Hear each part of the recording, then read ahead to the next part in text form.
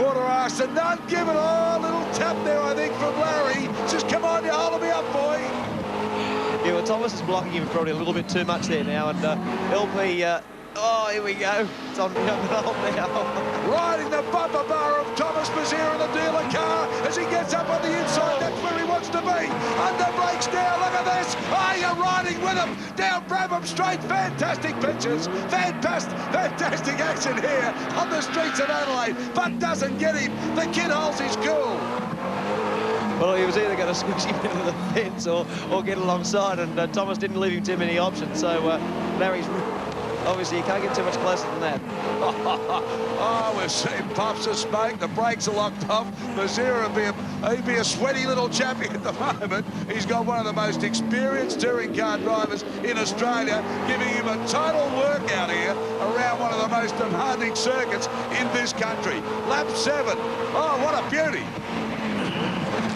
Well, actually, the back markers have been very, very good because it hasn't affected the result of it at all. Here we go. We've leapt over the ripple strip and probably didn't slow it down very much at all, really, to be honest. Almost launched her. She goes up now. Perkins, under brakes, Perkins. They want to rub door handles. Oh, Larry, I love you when you like that, Larry. Oh, now he's on the boil. Gets past the kid. Now he puts the boot into it.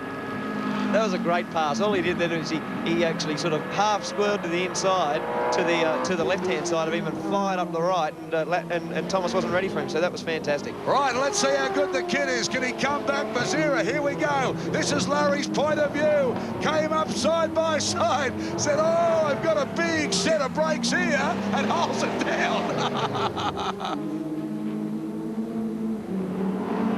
Perkins now. See if he can close up on the leading two. Johnny Bow and, of course, Jimmy Richards. We've forgotten about them. They're in shot now. That's 1, 2, 3, 4 and 5. You can see there. Not a lot in it. We've been on that dice because it's been all the action. Yeah, you know, the same thing that happened early in the race when Jim and Bowie were torturing each other. Everybody caught them. Then when Thomas and Larry had their little act going on, you know, Jim and John Bowie have been able to get away. So, you know, when they dice, you lose probably a second and a half a lap. Here we go now. Jimmy Richards coming around, 4 laps to go. We've got the great man sitting behind us, Murray Walker. I'd really like to get a quick comment of Murray just to see what he thinks of these cars around the streets of Adelaide. It's absolutely fabulous because we've got an excellent championship in Britain with the 2-litre cars, and it's been very, very close. But my goodness, old veteran Larry Perkins is showing him the way. I'm absolutely enthralled, Darrell. Sitting here loving every second of all the action of the touring cars. The great man, of course, will call all of the Formula One action this afternoon here from Adelaide. So Jimmy Richards now gets a little buffer on Johnny Bow. He's starting to really get the traffic worked out. He's got his rhythm going nicely, hasn't he? He has, and, you know, obviously he's driving the car great. The car is always so consistent being four-wheel drive.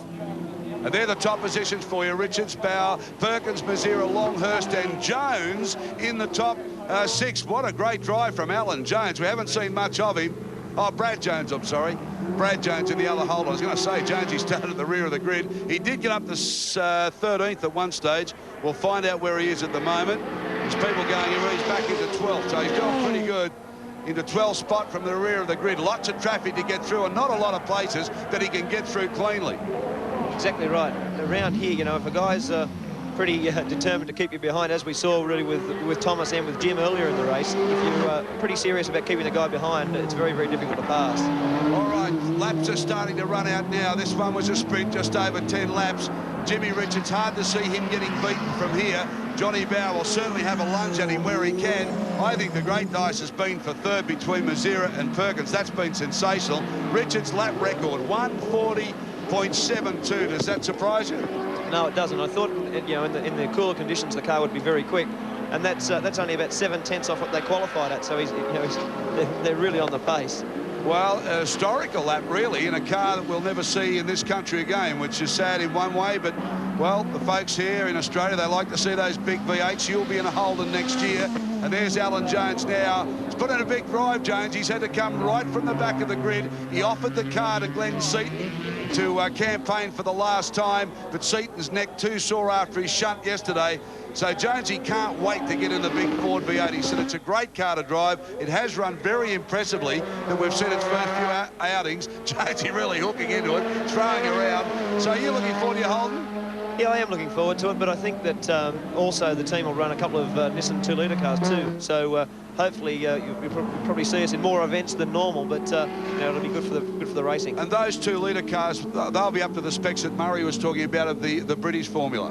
Yes, and pretty much like the green BMW we saw yesterday that Paul Morris was driving, that spec of car plus the Toyotas and BMWs and Nissans. Tony Longhurst hasn't made the inroads he made yesterday, but Brad Jones has come out of the clouds. Larry Perkins has dropped off Thomas Mazira. Here they go again.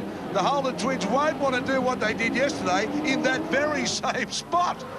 Wow. Fired up Brad Jones. He's come out of nowhere to Noah Mazira, so very competitive, the two young Lions. Well, you know, as you saw yesterday, there was a fair bit of drama on there, but with this now, what will happen is these guys will get caught up, and Tony will be a big candidate to pass under brake. No, I thought he was going to have a lob then, but he didn't. So the little BMW of Tony Longhurst, we're on the last lap now. Round he comes. He'll try and round him up. He'll slipstream him up the straight, and as soon as he can under brakes, he'll nip inside.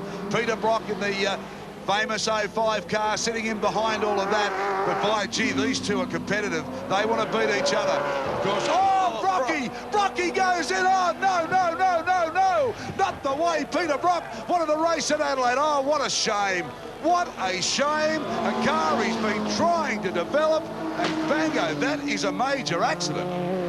Talking to the pitch, you can see him there now. Oh, he would be so disappointed. That was a big shot. Actually, that hit very, very hard. It was obviously a problem with the car. It's either run out of brakes and the throttles had stuck on or something, because the car leapt over the strip and straight into the fence. So, I'm not really quite sure what happened to it, but you never see Brock make a mistake in those. Well, have a look at here. Just read this here. Look, he hit the curb pretty hard. To break a steering arm. When it went over the ripple strip, you can see the front wheels wobbling around there now. The front wheels have got no control at all. Even it runs back into the fence here again.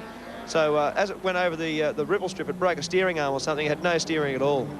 Oh, he has had no luck since he's gone to the new Holden. He's tried everything he can to develop it. He'll come back, Peter Perfect. He always does, but that is an expensive one. Well, it is, and it's really pretty sad, because he's driving the cars as good as he's ever driven. He's driving fantastic, and he's just had a bad run for the last little while with the latest Commodore. But as I said, it's one of those things, and you're right, he'll keep on coming back. There's no drama there. Well, Jimmy Richards coming across the line now. He's won here on 3 occasions in '91. Of course, they were 2 heat races.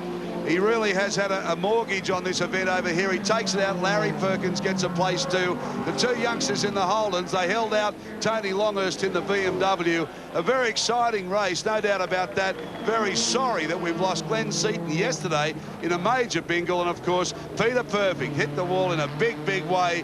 And none of us like to see that sort of thing happen. Larry Perkins sitting in there had a great drive today as well. Richards, Bow, Perkins, Mazira, Jones and Longhurst. That's how they finished. Mark Skaife, all the best in your new career. I hope the Holden deal works for you. I hope we see you in an open wheel overseas soon. Congratulations on one of the best years in motor racing. Thanks, Darrell. So there we have it. Victory to the Jim Richards in a fabulous race. You're watching the one and only Wide World of Sport. Stay with us, Australia. More to come.